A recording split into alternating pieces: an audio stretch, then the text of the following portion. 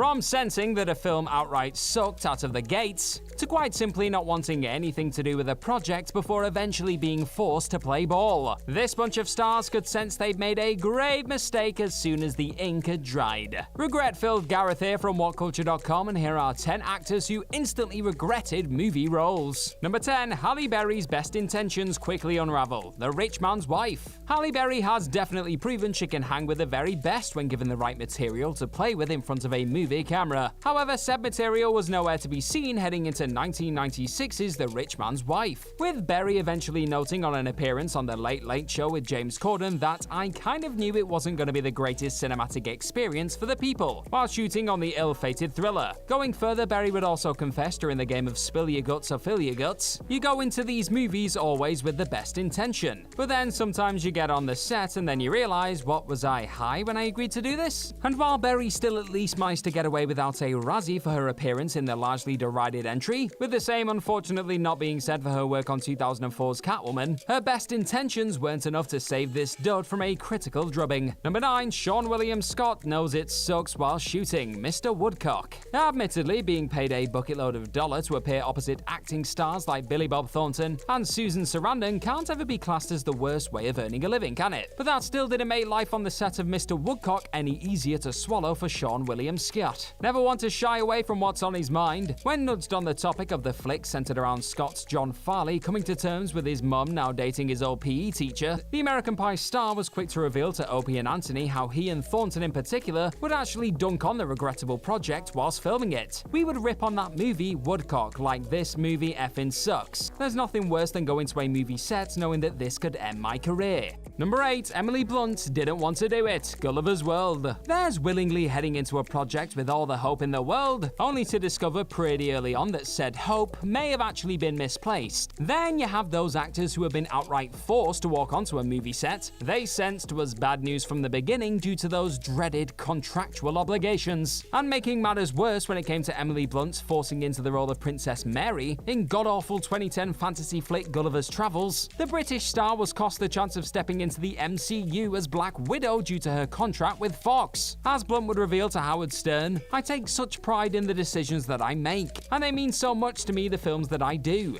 I was contracted to do Gulliver's Travels, I didn't want to do Gulliver's Travels." The shoot itself was still a fun one for Blunt mind, with the talented soul stating when talking about the cast and crew that she actually had a good time and laugh with all of them, before also depressingly confessing, "It irked my heart for it to have happened in the first place." Number 7. Bill Murray figured out too late it was the wrong Coen. Garfield. Sometimes the news of a certain esteemed creative from within the movie-making sphere being attached to a project is enough to convince even the most high-profile of acting sensation to sign on to appear in a flick without so much as proofreading a contract. However, in the case of the unmistakable voice of Garfield himself, Bill Murray, a knee-jerk reaction to the sight of an apparent Coen being the person responsible for bringing the words of the iconic cat into being for this 2004 animated adventure ultimately came back to haunt him. As Murray would reveal in a conversation with GQ, after reading off his scripted lines upon recording the voice of the well-known feline for the flick, and regularly finding himself thinking, "That's the line? Well, I can't say that," the star eventually demanded to see the rest of the flick to discover what we're dealing with. It was here, whilst regularly declaring what the F was Coen thinking, that Murray was informed that it wasn't written by that Joel Coen. There and then, the Groundhog Day superstar knew he'd made a catastrophic error. Number 6. Alec Baldwin experiences a complete disaster a week in. Rock of Ages. Who wouldn't want to rock up on set and shake their artificial wavy locks to the sound of bangers like "I Wanna Know What Love Is," alongside Hollywood titans like Tom Cruise and Catherine Zeta-Jones? So you can hardly blame Alec Baldwin for initially wanting to get in on the Rock of Ages action when the time came to commit the rock-heavy jukebox musical to the big screen in 2012. However, long before the flick was ultimately panned by critics the world over and stuttered at the box office, Baldwin could already sense he'd made a big blunder in agreeing to put his name to this particular collection of big screen anthems. Speaking at an American magazine media conference not too long after the flick arrived on the scene, Baldwin would admit, "It was a complete disaster. A week in, you go, oh god, what have I done?" But it still gifted us the visual of a tattooed topless Cruise belting out Dead or Alive to the masses, so it wasn't all bad, eh? Number 5. Jim Carrey cannot condone the violence. Kick-Ass 2. While he may have actually initially enjoyed the experience of bringing the expectedly violent Colonel Stars and Stripes to life, while shooting on the follow-up to the smash hit that was 2010's Kick-Ass, Jim Carrey Berry quickly found himself experiencing a change in heart before the bloody sequel was unleashed into theaters. Having already wrapped on the hard-hitting super film a month earlier, news of the tragic Sandy Hook Elementary School incident quickly resulted in Carrey letting it be known on Twitter that I did kick-ass a month before Sandy Hook. And now, in all good conscience, I cannot support that level of violence. The star would continue by noting, "My apologies to others involved with the film. I'm not ashamed of it, but recent events have caused a change in my heart." Number 4, Dakota Johnson realizes this is psychotic. 50 Shades of Grey. Dakota Johnson instantly went from up-and-coming talent to household name seemingly overnight, on the back of making her first appearance as Anastasia Steele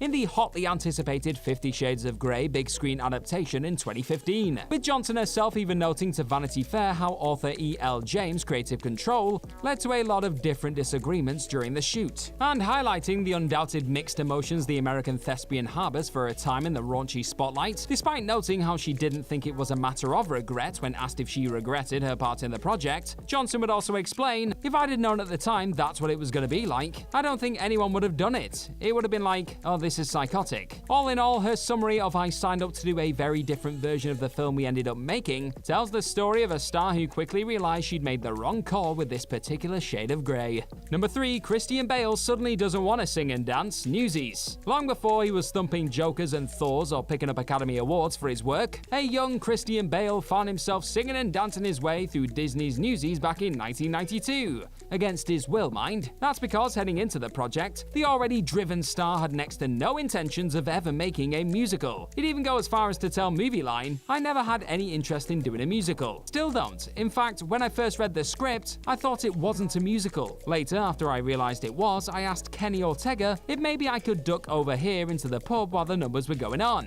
and then come out when it was over." Sadly, Bale couldn't ultimately find a way to be the lead in a musical without doing any singing and dancing, and wound up biting the jazz hands bullet. Number 2, Channing Tatum wanted no part of it from the off. G.I. Joe: The Rise of Cobra. Channing Tatum also learned the hard way that signing a multiple picture deal with a big studio sometimes isn't all it's cracked up to be. With the She's the Man and step-up stripper-turned-actor being attached to a 3-film contract with Paramount heading into the critically blasted but financially successful G.I. Joe: The Rise of Cobra, the star was eventually told that if he opted to not appear in the film, he would risk legal action. As Tatum would admit to Howard Stern later down the road, "I was pushed into doing that movie. The script wasn't any good, and I didn't want to do something that I was a fan of since I was a kid and watched every morning growing up." Despite these reservations, Tatum was met with a response of, "You're doing this or we're gonna sue you." And so Tatum sucked it up as Duke before being notably killed off in the follow-up retaliation. Number 1, Tom Hanks soon asks, "What have I done?"